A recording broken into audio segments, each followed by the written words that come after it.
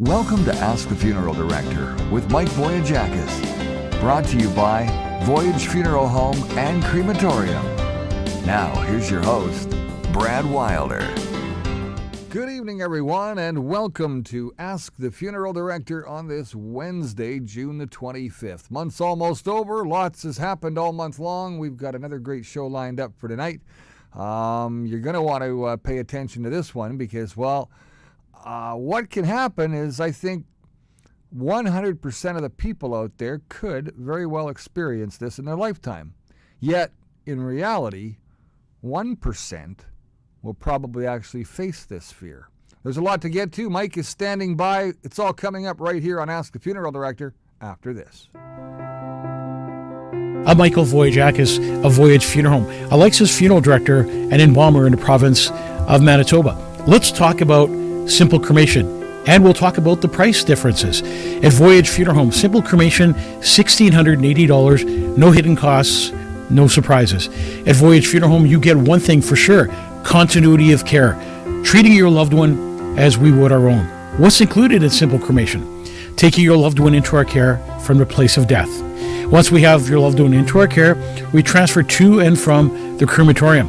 Voyage Funeral Home and Crematorium owns and operates a state-of-the-art cremation facility.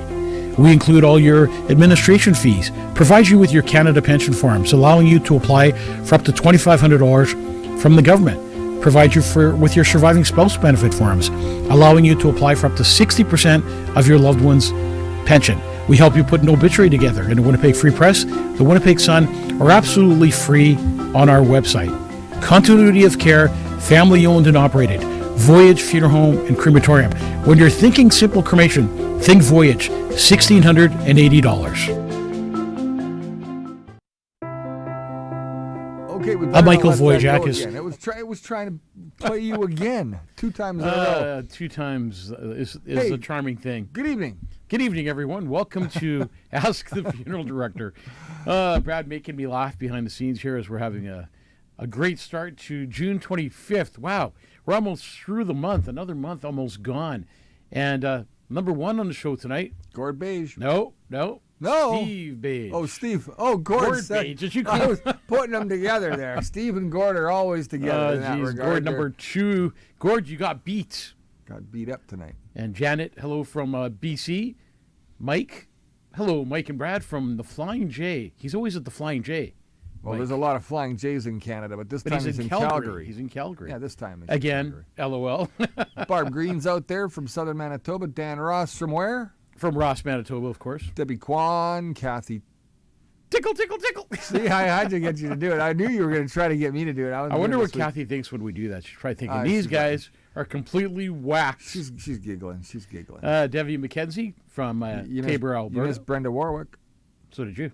Brenda, no, I didn't. I paid attention. I saw her. Good old Al Bueller's on the show. Did you call him, Al? Did you call him? Al Bueller, he called me and said, I'll come and fix your gate. Still hasn't come and fixed it. Okay. Hey, look, Josh Voyajakis. A couple more weeks he'll be by. Josh Voyajakis. Hello, everyone. Hey, Josh, how long are you going to stay on the show for tonight? Are you just going to pop in, pop out, make it look like you're on the show? We got a seat right here for you. Look at all this room between right here us. With us. We should be right here. Susan Alec, hi, Mike, Brad, and from Wayne, Susan Alec, happy hump day. Hope you're doing well. Also to everyone else. Wayne wants to know if you heard of the new COVID razor throats. Yeah, it's like barbed wire, right? Yeah, well, we're going to talk about part of the show.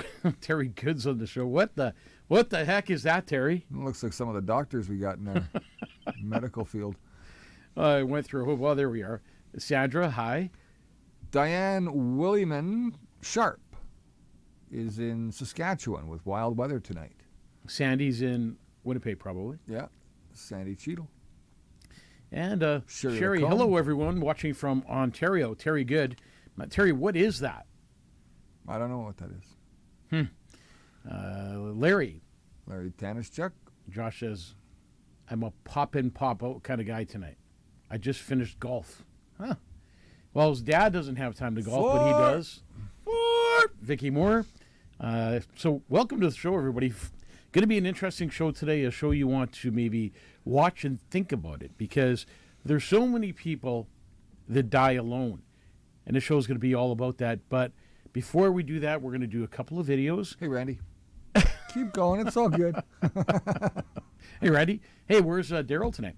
We're going to do a couple of videos, but one of these videos is really important because we're not going to play the whole thing. We're going to play a little bit of it, and then we'll tell you where it is. You can also watch it on Wake Up Canada News, which is Brad's show. And yes, Brad has his own show. And this is about You're going to find that under Brad Wilder on Facebook. Right. Just this so is they know. this is under confusing me, man. Sorry. Anyways, we talked about COVID. We talked about dying alone. COVID had a lot to do with it. Yeah. And now people that called us conspiracy theorists all this time, the truth is starting to come out. What's in the vaccine? What's happening? And many people are talking about it. Now a lot of professionals are talking about it. And some people are going to labs that are actually breaking down what is in the COVID vaccine, what is in your body, what it's doing to your body.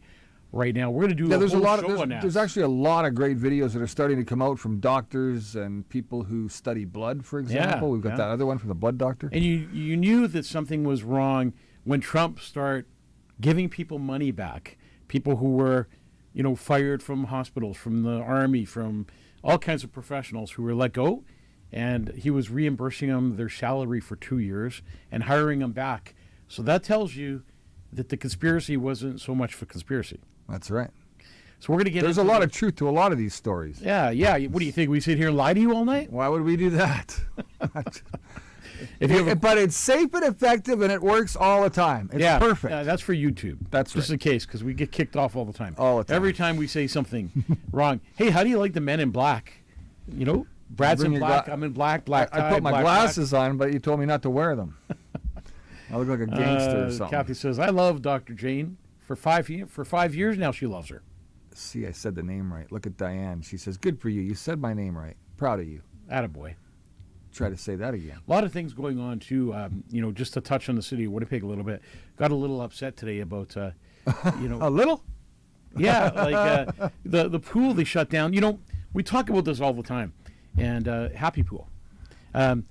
We talk about this all the time. So it's Happy Land Pool. Happy Land Pool, right? It's up in St. Boniface. That's right. It's just off of Archibald. Right at Marion. And almost. Marion, yeah, right So there. here's the thing.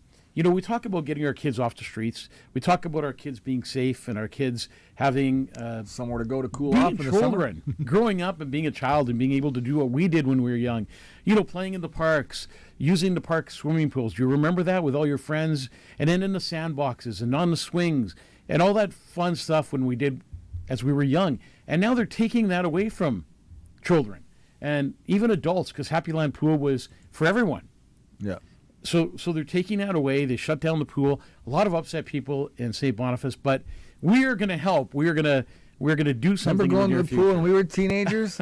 Yeah, you remember? Yeah, I do. I Yeah. totally do, man. It was fun. It was like It was fun, and that's part of your. you got to go hang out with the childhood. girls. Yeah, And, yeah, it was lots of fun. And I think they should let children be children. I say leave our kids alone, and don't take away their green space, and don't take away their parks and their recreation. Something to keep kids safe. Gives them a place to go, a place to be a community, to have fun, to get more friends, and just to enjoy life. They had a 35-plus day in Toronto last week. They closed the pools, Mike. Yeah, They closed the pools because it was too hot outside. Oh, my God. What is wrong with these people? And Pat Come on, Allard these today was saying, politicians are just like... Pat Allard today was saying that they're closed the pool in his area, too. So a lot of pools around Winnipeg That's right. are closed. And you know Well, what? Civic Center's actually down because they're renovating. Now, the renovation will be great when they get it done, but until then, the pool's closed. So pools are coming and closing real fast in this city for Mike some reason. Mazer says maybe across from Teasers. LOL. Maybe. Oh, maybe. Maybe at Teasers. Well, man, Sherry Huff. Hello, everyone. So yeah, really upset about that, and a lot of people in St. Boniface You're in are. the parking lot watching a funeral show right now? And the bus routes across Winnipeg. Oh, hey, that changed. Hey, look at all the signs going up. Little bus stops everywhere. And you know what that's about, right? And yeah, and it's You know what it's about? 15-minute cities. That's It what is, it's it is. about. But let's talk about why those stops are happening now. Why are they putting those all up? You go ahead now. So what they've done is they've basically changed the schedule of the bus routes. So what's going to happen is to get a bus to come into your neighborhood and come to the street that you live on or near, You're going to go into your phone, you're going to type up their number, at which point they're going to give you a quick call, or you're going to give them a quick call, and you're going to type in that number on the sign, and then the bus will come there and pick you up and then take you to the outskirts of your neighborhood where you can get on the commute bus that'll take you to your location or next destination where your next transfer may be. But how far are you going to get within your 15-minute zone on a bus? And the buses won't be going downtown as often. That's right. And you know what? Elbows up, folks. There's a lot of changes going on, and Jeez. you're not aware of it. Were you consulted? Were you even told about the meetings? I know some people went. Gloria Dignazio went, and she tried to put up a fight for every single thing that's gone on with the 15-minute cities, and she's done a great job of communicating some of that. The problem is, Brad, that a lot of people don't know what's going on. That's right. Behind the scenes. You know, I talk to people all the time, and we talk about what's going on in the city, and they look at me as if I've lost my marbles. No, really? Yeah, really. Is that what you think? They don't believe any of it. No, those books aren't in your children's schools either, so don't believe us. Sandra's actually, there she is. She's been fighting to keep Happy Land Pool open for a long time. 99% of the area is lower income people and medium wage people. The only thing left in their area that, you know, I always say sometimes the happiest people that I see coming even into the funeral home are sometimes the people that don't have too much in their lives. When you go to the pool, you leave your cares behind. Everything just kind of goes away. Get some sun, get some water, have some. You're not thinking about the bank. You're not thinking about the bills. You're not thinking about the mortgage. You're not thinking about the rent. Or even trying to feed your kids at that moment. You're thinking about having a fun today and doing it should be like that, you know. Absolutely. And I remember going to Killonan Park when I was young, or Assiniboine Park, and they've really changed that too. So it's too bad that they're doing what they're doing, but what did you think was going to happen after they closed all the churches? I got no kidding, right? Right? I got to tell you this. So, next election that comes around, talk to your friends. Is there going to be more elections? Talk to your people, and make sure that you get all these people out of there that are making everyone's life terrible. Yeah, that's correct. 100%. There's a lot of things going on. You can't blame it on us. We could shut Happy Land Pool down because it's costing too much money, but we can open up Portage and Main after they spent millions of dollars telling them not to. Yeah. Wonder how many people are going to get killed at that intersection. Anyways, going to go into this first video. We're only going to play a little bit of it, but pay attention. This lady. Oh, man. Al Bueller, the transit system in Winnipeg is a joke. Here we go into our first video.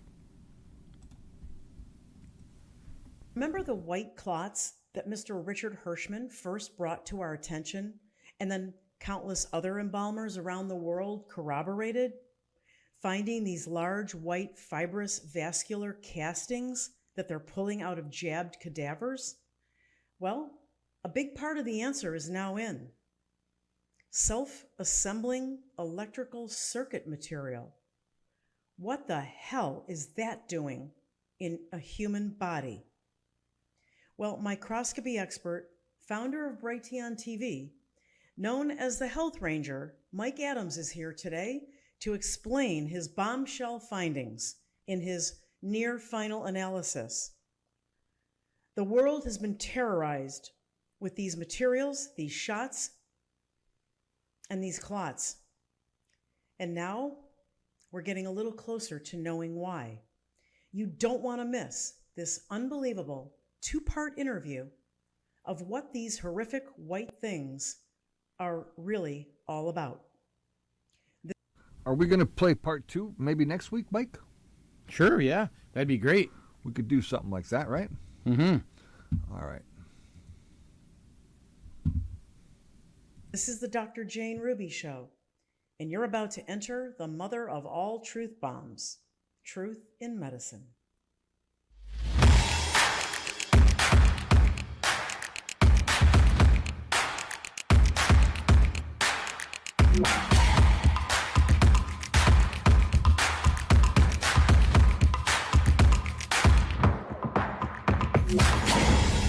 Well, in January of this year, a very high-ranking military official who's on our side in this nightmare connected me with board-certified embalmer Richard Hirschman, a 20-year experienced funeral director who reported having increasing difficulty getting the embalming fluid through his deceased clients when he tried to clear the blockages he began to see over and over again white, thick, tough, stretchy, fibrous pieces that had grown into the blood vessels, actually forming castings. He said they were not blood clots for sure, and it was nothing like he had ever seen before. Almost, he said, like they were growing out of the blood. I told him, since he was the owner of the material, that he should get a chemical analysis so that we knew what we were dealing with. Well, after several months of attempting to get someone competent and on the front lines to do this chemical analysis, getting stonewalled, put off, and basically ignored, I hooked him up with microscopy expert and Brighteon TV founder, the Health Ranger, Mike Adams. Over the last couple of months, Mike has done an incredible due diligence on these clots in his nationally certified lab. The results are now in. They're stunning, and I would also say earth-shattering. But it's finally good to know what these are. And Mike Adams joins me now to unveil everything. Mike, thanks so much for being with me on such short notice today to break this incredible story. Absolutely, Dr. Ruby. Thank you for connecting me with Richard Hirschman. Without your effort, none of this would be happening, and I'm happy to be able to share these results with you publicly. I've got several bombshells to break with you as well today. I'm really excited in the sense that we're getting some truth finally, because we can't get anything out of these companies. And you and Mr. Hirschman, to me, are heroes, because he had the courage above any other embalmer, and many of them now corroborating his story, sending me pictures, and I'm sure other people, of the same elements and pieces that they're pulling out of people. But Mike, let's start a little bit from the beginning so that people who have not been part of the story, you and I have met a couple times before. I've been on your show a couple times. Once you were co-hosting on the Alex Jones show, and you broke sort of the beginning of this. Do you want to start there with just maybe a few minutes of a brief summary before we get to what you have found in your final chemical analysis? Yeah. That was an historic show that you and I did there with Richard Hirschman. So I brought my lab microscope into the Alex Jones studio, and we showed on live streaming for the first time the microscopic live video of these clots. We showed that they are strong, they're rubbery, they're resilient. They're not blood looking. They don't look anything like blood clots. And from that day, I knew that we had to be able to find a way to prove that they're not blood clots, or at least find out, I mean, are they blood?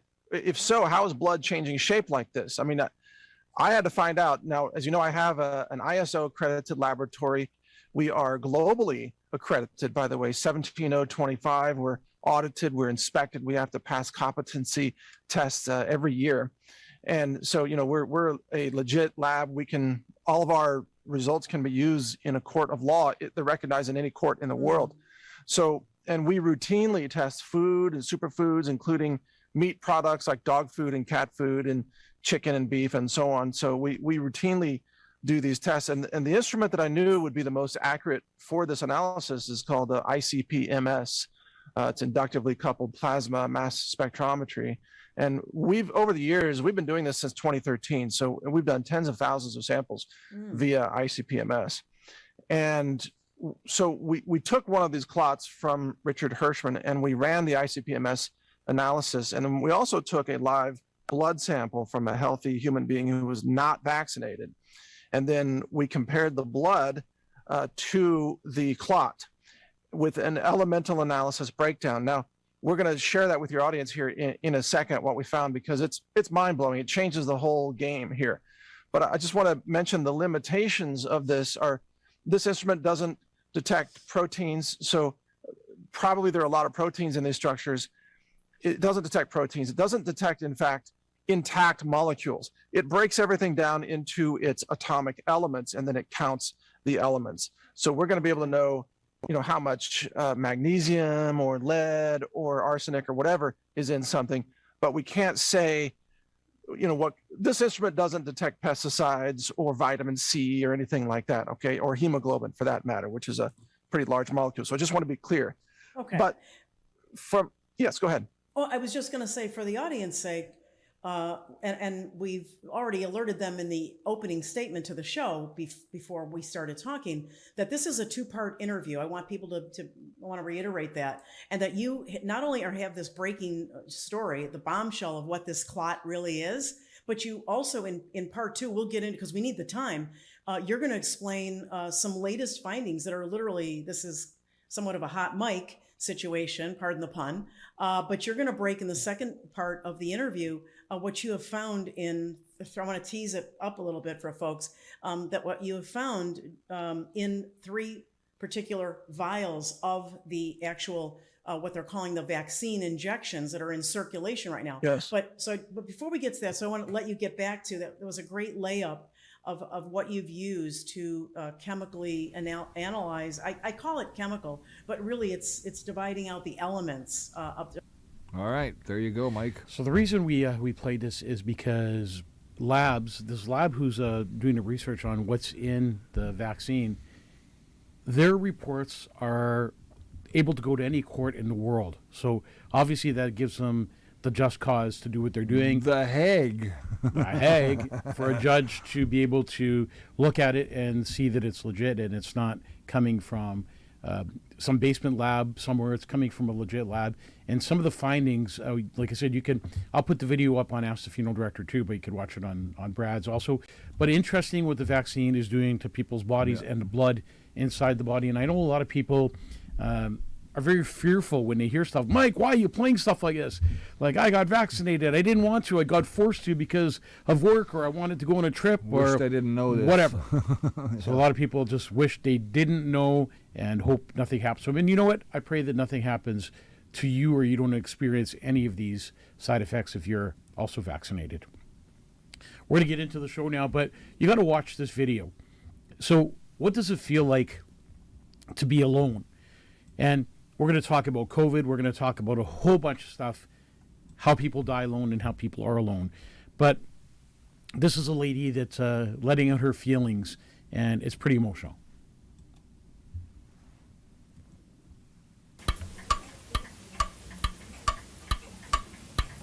If you've never been lonely, you don't realise what it is like. It feels as though you've been dumped in the deep end and there's nobody there to rescue you. Well, you go hours and hours and never speak to anybody. I don't think you'll ever get used to it. You know, it's always loneliness. How do you measure loneliness when even trying to talk about it takes your breath away? The room's just empty.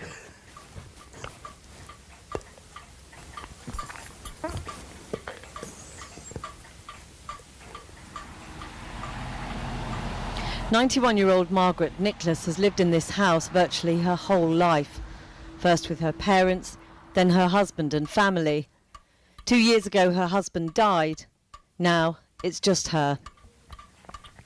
We used to do the garden together, do our shopping together. Everything was done together. But you obviously miss him. I do. Margaret's granddaughter takes her shopping and neighbours pop in to check she's okay. But it's everyday company she misses. You know, some people would think me a bit odd, but I do chatter to my husband. I do it so I'm sort of, speaking. That's the wife with a cousin. Roy Croucher lives a short drive away. He and Margaret have loneliness in common. He lost his only son to cancer and then his wife for 50 years. I'm always hoping that the wife will come through the door, but she never will. If you go out, you come back, and you come back to an empty house, and it's loneliness again. And you're always waiting for somebody to call.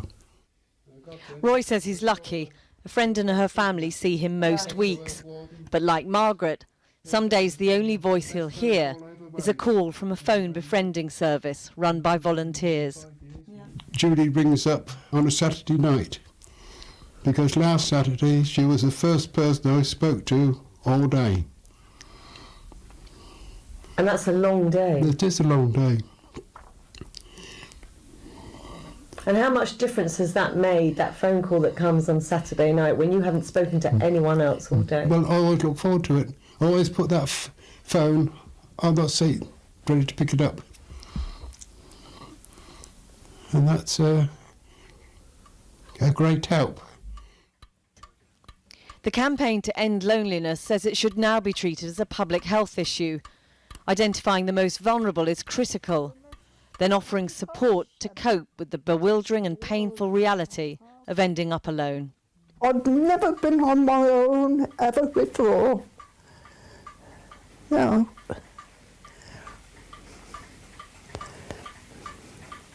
And so getting used to that has been hard. It has. I don't think I was living really used to it. It's just something that is thrown at you. You know, you can't throw it back to anybody. You know, you've got to just carry on. Hey. Well, Mike, real quick, that's, how would you find the answer in all this data? A super tough thing to have to deal with, and like I said, there's a lot of people that are going to go through that in their own lifetime, and that is going to really create, we'll say, a little bit of distress for people along the way. I know that I don't want to die alone, and I know that I too would feel very strange if that was to happen to me. I mean, how do you? You know, how do you somebody's cope mom or with some dad. of this? Yeah, it is. Somebody's mom or dad, and it could be your mom and dad when, it's really sad and it's happening a lot. But as we go on with the show, we're going to talk a lot about it. So why are we talking about dying alone tonight? Why tonight? What brought this on? Because it's happening more than we want to admit, and it's devastating. People are dying in silence, in apartments, in shelters, hospitals, jail cells, even in nursing homes. So Right. it's sad that this is about compassion and humanity, dignity, things that shouldn't vanish at the end. I've buried people who had no name, no photo, no claim to anyone, but I still gave them a service. I think everyone deserves a dignified service, a dignified farewell. Would you say it's a wake-up call? I'd say this is a wake-up call for everyone, that we need to take care of the people in our lives, otherwise they're going to die alone. This isn't about death, it's about how we show up for the living. I see you spend quality time with your mom every single day. She still comes to work and participates, and while it's not necessarily work, it keeps her moving, mobile, active, and participating in life. She's 80 years old, so for Yeah. me, I'm sitting back going, wow, like, amazing. Well, see, because my dad died 13 years ago. My brother died, a year ago. And, when a mom loses everyone in her life, the boys or the family need to be there for her. And the secret is to keep people busy and show your love and be there for them and let them know that they're loved and they're not alone and that we care about them. And, that simple phone call or that simple I love you. Or, I think I've heard you say this before, show up for the living. show up for the living. Exactly. And showing up for the living is important. We could show up for the dead at funerals, but it's more important to show up for the living while they're here with us. Yeah, I was thinking about that. And I think I want to have a funeral for me before I die. That's kind of a neat thing. It is a cool thing. That's a neat thing. See, I guess many outlive their spouses and siblings and friends, right? So you have for example, my dad passing away and my mom outliving him. And it's not the way it's supposed to be, right? It's supposed to be you grew up together and you live to be old together and you retire together and you That's love why you each other marry together. somebody within a couple of years of age with, at least that's the past. The future's something different. But And what happens? Kids move to other provinces. They get busy with their own lives. They're estranged, out of sight, out of mind. So long-term care homes, you go into those places. And I want to share a story about long-term care homes, because you go into these care homes sometimes and you discover someone's passed away in their sleep hours ago. I've picked up bodies where the only person that attended their funeral was me. Nobody. Yeah. I want to share a story about going into care homes. So many times I go into different care homes, and it's sad because you can go to some care homes and you walk in that room and you feel the love. You feel the presence of family. You see the pictures, and you see the little letters and notes and the birthday cards and the Christmas cards and all of those things that give that person hope to live and faith to move on. That's family and friends and people that care about you. And then you walk into rooms where there's nothing. The room is cold. Nobody's been there. Nobody's visited. The staff at the care home are the only ones that are in contact with these people. They're alone. And they end up dying alone. And to me, that's sad because I believe nobody should ever die alone. And of course, that's happening. The empty room is happening more and more often. These days, it's convenient to put your mom or dad into a care home and forget about them and go on living your life as if... Thinking that they're getting everything that they need, and they're really missing the mental health side of this, aren't they? That's the real concern, is just the loneliness, the isolation, something that we've all faced over the last 5 years with COVID. I remember one lady told me once, if I die alone at night, nobody will even notice until breakfast. Right. And that's what a lot of people face. That's, and, you know, as a funeral director, there's so many times that we have to go to homes where people or a loved one's been dead for 2 days, 4 days, a week, 2 weeks, and nobody has noticed. They've gone unnoticed. And it's sad that people that lived in our society, people that raised families, people that had neighbors and worked, that did all those things in life, have to die alone. So what can we do, Mike? What are we going to do to help? You know, I mean, this is like, I say mental health, but it's more than mental health. It's companionship. It's just having, I guess, a will and a desire to want to, I guess, wake up that next day and still participate. Basically, it's show up. You know, go to churches, schools. Neighbors can adopt a senior program, which is a really cool idea. Adopt a senior in your neighborhood. What does that mean? That means you look after that senior. You phone them. You ask them if, you know, they need to go shopping, if they have groceries in their house, if they need some company, if they want to just, you know, go for a ride. And then visit, because some people haven't had a visitor for a long, long time. Check up on your neighbors. With today's technology, we could get on a cellular phone. You could ask the nurse at the front there as well, obviously, who hasn't had a visitor in a while. Yeah, right? exactly. And sometimes what I do with my mom quite often, if I haven't seen her in a while, is I FaceTime her. And it's almost like you're in the same room with her. You know, you talk with her, she sees you, you see her, it gives her a little bit of peace. It's today's technology, and why can't we use it? Even if you adopt a senior, imagine just calling that senior once a day and saying, "Hey, John, how you doing today? What did you have for lunch?" It's about feeling that you're loved, feeling that you're cared for, not being left alone. I encourage you tonight, if you do have neighbors who are elderly, stop by once in a while and say hi. Just knock on their door and bring them a drink or a glass of water or whatever. See if they need help shopping. Yeah, and some older folks, and I've been in many homes where we've taken people into our care, and you go into these homes and they open the fridge and there's nothing in that fridge. Absolutely nothing. Yeah, you've seen that. And I've seen it. And it's sad to see that these older folks don't have anything in their fridge. And if they don't have children, grandchildren, or family cooking for them, a lot of times they go hungry. You've been doing this a very long time, and you've been seeing this throughout the course of your lifetime in the business. But in the last 5 years, the economy's changed, things have changed. You've probably seen it a lot more now, haven't you? I think it's getting tougher for the older folks. And with the life getting the way it is and everybody being busy and everyone trying to make money and trying to survive and trying to feed their families, sometimes we put the elderly on the shelf. And it's not only the elderly. So we're talking about people in care homes, hospitals. That's right. But we're also going to talk about people who are lonely, who commit suicide, who are lonely and die of drug overdoses, of mental health issues. We're going to touch on a lot of topics tonight, but it's not only the elderly. It's people in our lives that are lonely and don't have people that care. Saddest part of the day at this point is that the Canadian government has made to get involved and be a part of seniors going forward with death. And that, to me, is tragic. The biggest tragedy next to kids. And you know what our elderly people should be doing is staying active. That's right. You know, going to church and meeting people. And even if you went to church once a week and you looked forward to meeting your church friends, or going to shopping malls and walking around and making friends in the shopping mall. There's all these malls that offer, you know, walking during the day. And you just get in there and you walk with people and you talk with people. And there's so many places you can go to keep yourself active and to be part of the community.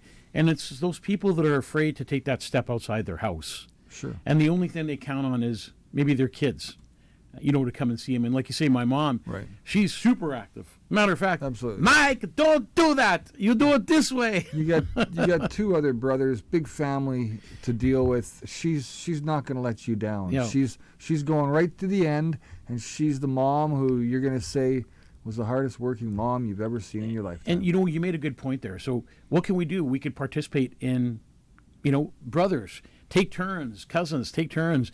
Go see mom, go see grandpa. You don't have to be the only one. Share it. Share that good deed. And hopefully you live in the same place. This family with Mike's has been able to do that. They all live in Winnipeg. They're all able to be around each other. And I think another thing is other really families are spread out across the country, Mike. And but it's that's tough. that's why there's FaceTime now and phones. I remember when I was young, you know, my mom and dad would try to phone their parents in Greece, and you'd have to wait with an operator on the phone and, you know, try to patch your call through if you'd ever get through. But technology has taken us to another level where we could communicate. It's only 2 minutes out of your day. And you know what? Tell people often that you love them and you miss them. That's and right. you need them in your life. Because once they lose hope of people needing them in their lives, it's over. So look, people are isolated. They felt isolation before, during COVID, but the mental factor is something I think I've already mentioned it a couple of times, but it just doesn't go away in this situation, and it gets worse when you're elderly and you've got dementia or Alzheimer's kicking in and some of these different things that are affecting the seniors. And, you know, a factor of dying alone is being confused at times and having stress in your life that you don't necessarily need. And I mean, is this a healthcare issue, Mike? Well, you know, absolutely. It's depression convinces people that no one cares, and many take their lives quietly after preparing their banking affairs, writing instructions. Some choose not to burden anyone before they die without reaching out. These aren't accidents. They're people that are lonely. In some cases, where bodies aren't discovered for days, even weeks. Families are broken again, and a lot of times, even after they find a person who's been deceased for a long time in a house, that person becomes like John Doe. Now, during COVID, people were at home for a very, very long time, and there was 2 years there, and some of these people didn't have anybody coming to check on them. They weren't allowed to, and they played by the rules. They did everything right, but at least according to the government's rules, and that really did cost them, didn't it? I want to share a COVID story with you that's going to kind of break your heart. Oh, no. So there was this little old lady. Do I need to get Kleenex? Because I'm telling you, I've been on this show too long now. I don't have to have a Kleenex with me. There was this little old lady who was really lonely, and she was in her 80s, and she wanted to see her kids, and her kids were afraid that they were going to get her sick during COVID, and you know, she was vaccinated, the kids weren't vaccinated, or the other way around. I can't remember. I think it was the kids who weren't vaccinated and she was. Either way, the kids would not go in and see their mom. So they would drop off groceries once a week at the door and tell their mom, "Mom, you can't open the door. We don't want to get you sick. Just wait till we leave, and then you can take your groceries and bring them in the house." And they would phone their mom, you know, once a week, twice a day, whatever the case may be. And the mom finally got depressed. She was sick of being alone. She was broken. She wanted to have company. She wanted to have that physical presence of another human being, not a phone call, not somebody knocking on her door, but somebody coming in and sitting with her and having a coffee. So she asked her kids again, "Please, the next time you drop off groceries, come into the house, sit with me, have a cup of coffee, let me make you lunch. I need your company, please." The kids, who were both working for the government, by the way, said to their mom, don't ask us again. We're not coming in. We don't want to get you sick. COVID may kill you, and we don't want to take that responsibility or that guilt of taking your life because we infected you with some illness. The final time the little old lady got off the phone, she wrote a suicide note, and here's an 80-year-old lady who hung herself. She hung herself because she was alone, she was depressed, she was scared, she was starting to be delusional, and all she wanted was a little bit of company. COVID did so much damage to our elderly, to the younger people in our life. They took so many lives that you don't even know about. Forget the vaccine. I'm talking about the loneliness. I'm talking about the hurt, the depression, feeling unwanted, feeling uncared for. That was all part of COVID. COVID has caused so much destruction that it's not going to go away today, and it's not going to go away tomorrow. Mental illness is at an all-time high. And when did that happen? That happened during COVID. COVID has so many stories, so many losses, so many people who didn't have a chance to say goodbye, to say I love you, to hold their loved one's hand one last time. You know, when you're in a room alone, even if you hear a loved one's voice, even if somebody's touching your hand, the peace that would bring to your heart knowing that somebody in that room is there for you and loves you, and you're not dying alone. But the opposite happened. And the government should be embarrassed of themselves. And the doctors and nurses that took that final right away from family members to say goodbye. Not only did you take that right away, but now you cause destruction and guilt. Accountability is coming. Accountability for those people is coming. And you're seeing it in the videos that we're presenting sometimes and the things that are going on online. And those of you still stuck in the mainstream media world, you need to wake up and pay attention. Get out of the mainstream media. And you know what? That's what's... You know, I went into a house one time where a person took his life, and it was an older gentleman that took his life.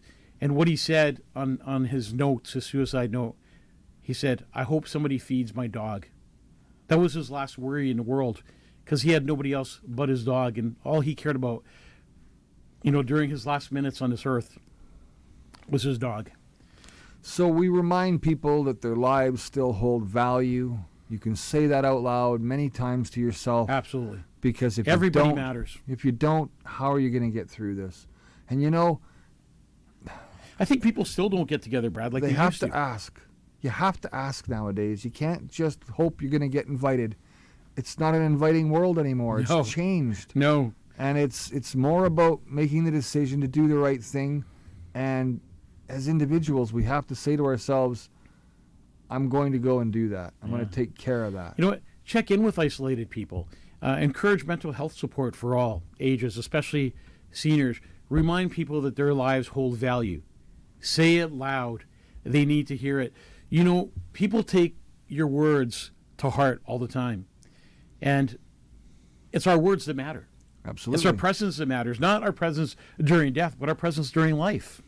You know, there's a lot of people out there who are committing suicide, and they're doing it in a variety of ways, from, you know, hanging themselves to slitting their wrists to shooting themselves. Yeah, that's right. You know, Gord has a cat named Paprika, and he always takes the cat to seniors' homes and puts smiles on people's faces as he's visiting his mom. I'm glad he's got a nice tame cat. Yeah. Because some of them kitties, they're nasty. Oh, man, I remember a story where I went with a guy to take, you know, one of those puppies that are calm, and takes him into a hospital room, and you know, the gentleman in the bed was just thrilled that this little dog had come into the room, and he's playing with his dog, and all of a sudden the dog poops all over him. Yeah, it can happen. Man, you bring up some of the weirdest topics. You know what he said? The old man said, "That was the most exciting thing that happened to me in years." So look, you've dealt with a lot of overdose cases in the last while. What's the story there? Because people are dying alone and they're overdosing, and that's a tragic situation as well, Mike. You know, many people die in bathrooms. Affecting Manitobans and Canadians all across the country. Many people die alone in bathrooms, back alleys, shelters. You know, no one around fentanyl kills fast. Fentanyl kills fast. They're often found seated, like nodding off.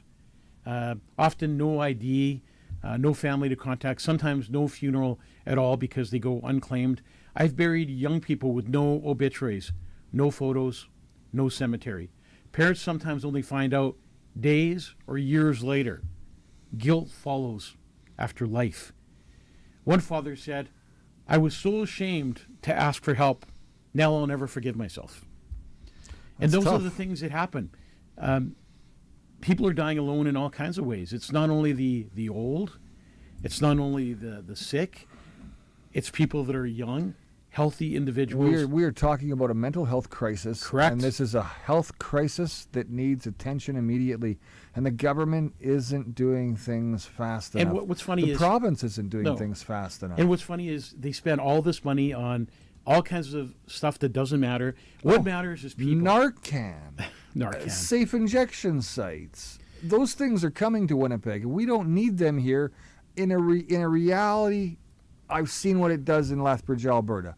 It's a tragic state. I talked to a buddy this week in Lethbridge who I asked him after not being there for a few years. I said, how are things back there? He said, Brad, it's still the same. It hasn't changed. This is something that has residual effect for years to come, even after the facility's been shut down. Yeah. It doesn't go away. This is something that, look, I want people to have Narcan readily available for themselves. I believe that safety is needed. But there's mental health that needs to be addressed, and I think that's what we're ultimately discussing and here. you know what? Why are we spending millions and millions of dollars on Portage, Maine when we could take that money Oh, absolutely. and give it to people who need mental health? How about all those help? people on Portage in Maine? Exactly. You know, And- like, come on. And I went to the bank the other day, just off Henderson Highway, and I jokingly said to the bank teller, "Wow, there's a village across the street from you." Yeah, that's right. And it's a village It's of a homeless people, tent and you village. you see people pushing baby carriages, and Yep. and you're thinking, what an evil government! What an evil government to let its people suffer like that. What evil people who are in control to allow this to happen to people. Every person has a story. There are Nobody wants to be homeless. Nobody's on the street because they want to be sleeping on benches. Everyone has a story, and something happened to those people that changed their lives forever. And now, even when you want to get help, well, you need an address to get social services. Well, how do you have an address if you don't have a house? You need a haircut. Well, you can't get a haircut if you don't have money. You need to get a suit or dress pants or dress shirt to get a job. But you know what? You fall into that deep, deep pit, and it's really hard to get out unless somebody comes and helps you. And They you know help what? the There's- immigrants. What drives me crazy, I have nothing against immigrants. My parents were immigrants in this country when they came here in 1963. But my parents didn't get the money the immigrants are getting today. My parents came here with dollars in their pocket and to work their butts off.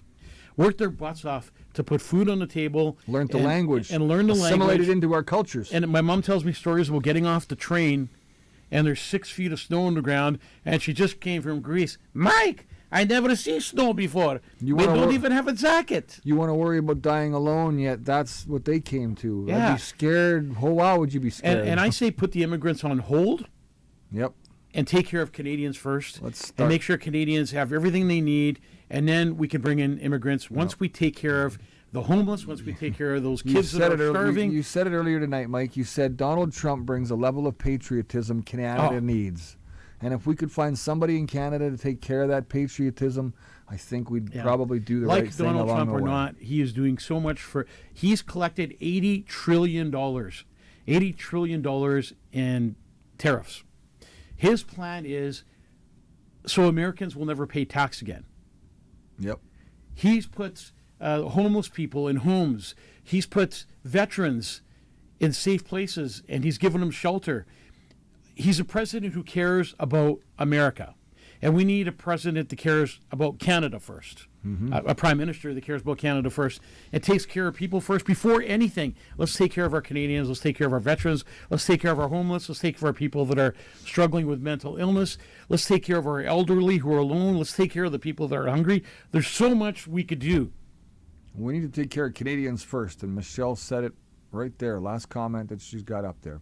So, Mike, support harm reduction, recovery programs, love people through addiction, not after they're gone, of course. And that's a big don't thing, wait to for love a people crisis. well. As they're going through an addiction, don't push the person aside. Love them. Show them that you're there for them. Do what you can to help them. Don't just say, wow, they got to hit rock bottom. Yeah. COVID really changed how people died too. And can you share some of what you saw? I mean, you were there, you were in the thick of it, you talked about it on the show that you were running back then. And, this show evolved into where we are today because of what we went through at that time. And, I know that there's a lot of viewers that are watching tonight who actually respect you because of everything that you did over that course of time. But you didn't just say, that's it, it's done, I told you everything I know.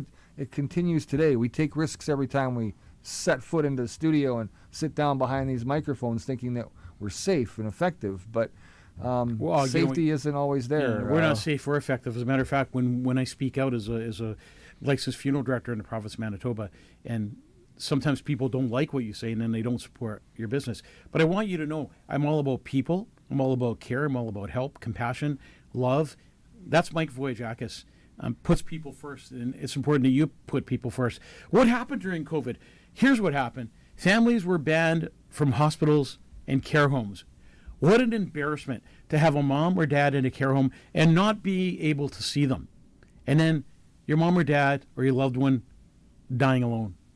Yeah. And it broke my Very sad. heart when people would come into the funeral home and they would be so broken and ridden with guilt because they weren't there to say that final goodbye.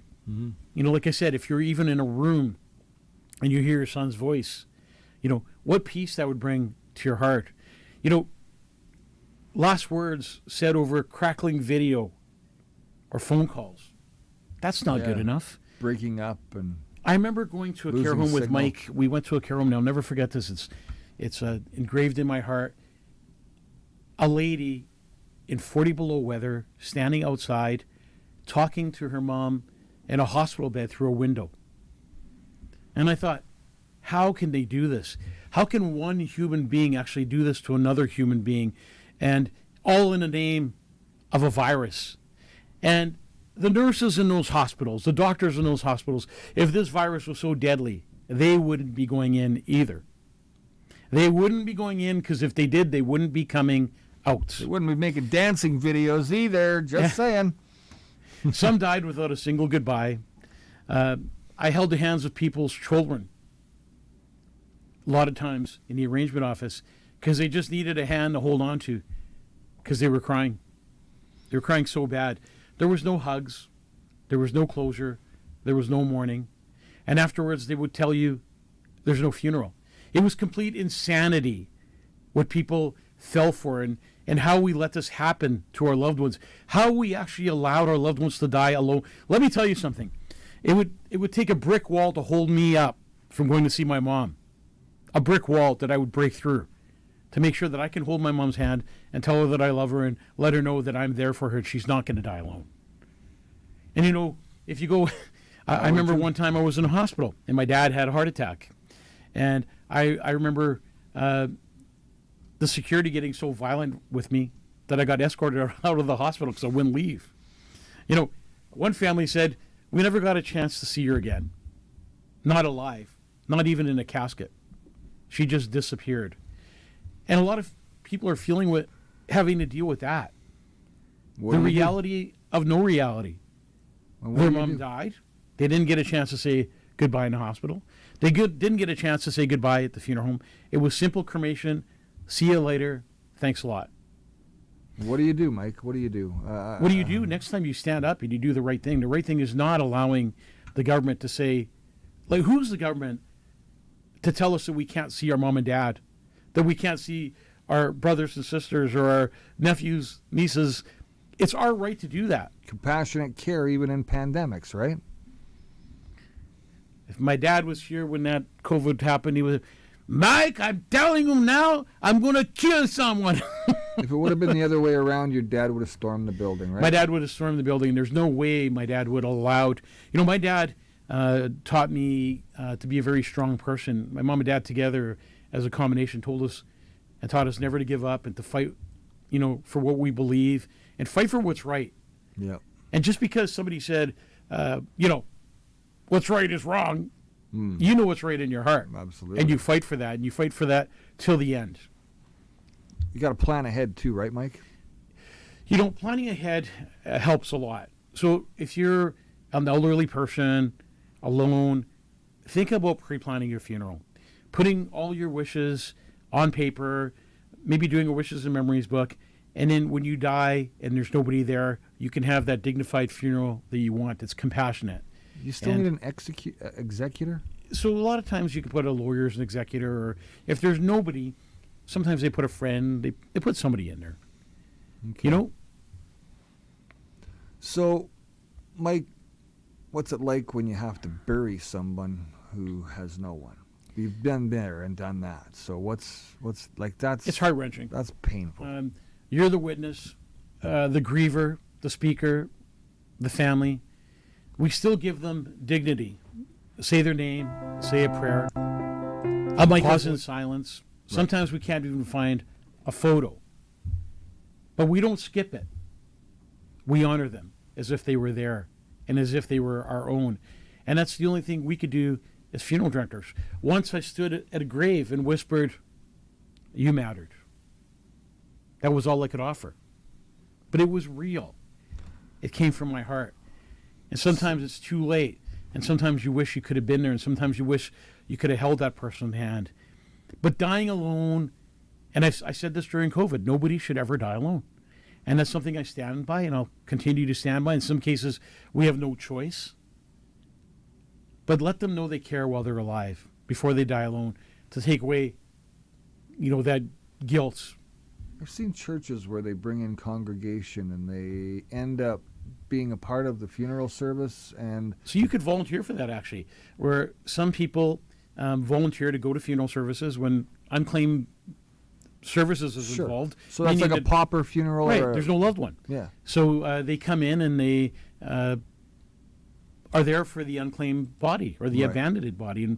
And what's happening more and more now is people are abandoning the body and claiming it as an unclaimed body because they don't want to take on the financial, burden of it. So let's not forget about the people that, are forgotten about. What about the people on the margins? So let's not forget the forgotten. What about the people on the margins? You're right. Many are incarcerated. They die alone without a single person showing up. The homeless, which is sad, often die unnamed and are buried in numbered graves. How sad is that? That was somebody's family member at one time, and now they're buried in a numbered grave. New immigrants that come to Canada without family, no one knows they've passed away. They just pass on, and it's a big secret. One day they find out, or people think that they've just gone missing forever and ever. I've seen public trustees handle remains that no one comes forward for. So a lot of times we do somebody's cremation, and nobody picks up the cremated remains because there's nobody to pick up the cremated remains. Right. What do you do in that case? We'll hold the cremated remains for 2 years. And then what I'll do eventually is, we have over 100 sets of cremated remains. We'll do a dignified burial for all of them together. Yeah. And one day if somebody came and they said, "Well, where's my mom or my dad?" we'd say, "We have them here." And they've been taken care of properly. You know what? They may not have a home. The people that are on the streets and struggling, the homeless, but they were still somebody's child at one point. And they matter. And because they're on the streets doesn't mean they don't deserve a dignified burial or somebody to hold their hand. And we've dealt with many family members who've lost people that are homeless, and then somehow the police track them down and fall through the cracks, right? They fall through the cracks. Nobody can find them, and it's hard to find somebody who's homeless a lot of times. And then family members come and they want to do the right thing, and they step in and try to do a dignified burial. But we need to be there for those people while they're alive. When they're gone, they're gone. How does dying affect people that are left behind, Mike? That's the toughest thing. You've got people that are still here, still with us, and they need to carry on, and that's a tough thing for some. Well, I believe the guilt is the guilt is very intense. Why didn't I call? Why didn't I check in? Survivors often carry a long-time regret. Children haunted by the idea of their parents dying frightened or confused. Families robbed of closure, no last hug, no final forgiveness.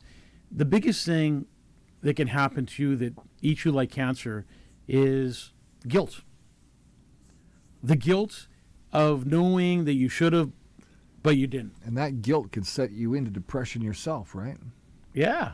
You need to have somebody there to bounce off of, right? And you know Somebody what? to help you through the situation. And And, it's- a good funeral director will do that, Exactly. Good funeral director will guide you, and I do a really good job guiding families through it. right? I've seen It's- it. You do. You do a fantastic job. It's not just how they died. And I've had to deal with crying family members every day since I started working for you. And it's the toughest thing I've ever faced. And I come home and I go, wife said, what did you do? Well, I had to deal with another crying family today. And it's so devastating for me in terms of just knowing that there's nothing you can do. And you got to remember this, Brad, as you're dealing with families that have lost loved ones and they're crying. It's just not how they died. It's how we go on living after they've died. That's right. That's exactly it. And how they carry forward. And there's people that look at me and say, what am I going to do next?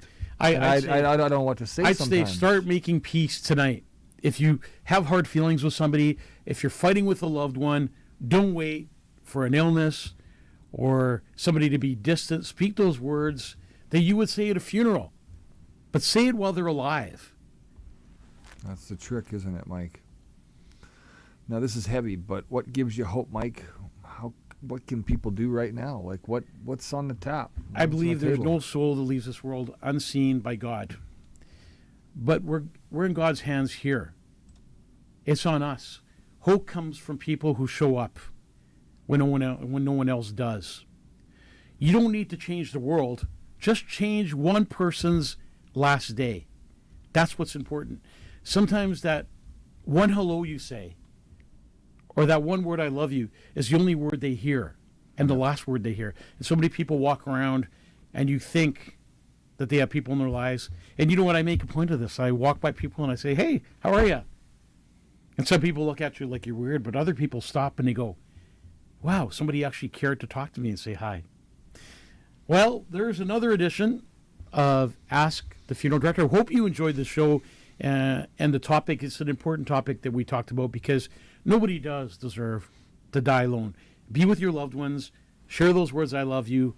Often, I miss you, I care about you. Say sorry today because tomorrow's too late. Right? And more than anything, let people know they're needed and they're wanted and they're important and they matter. Take care of yourselves and each other. God bless you and your families. Thank you for watching Ask the Funeral Director. Please share, follow, and like our show. Brad, thanks for another great episode. Thank you, Mike. Good night. Good night, everybody.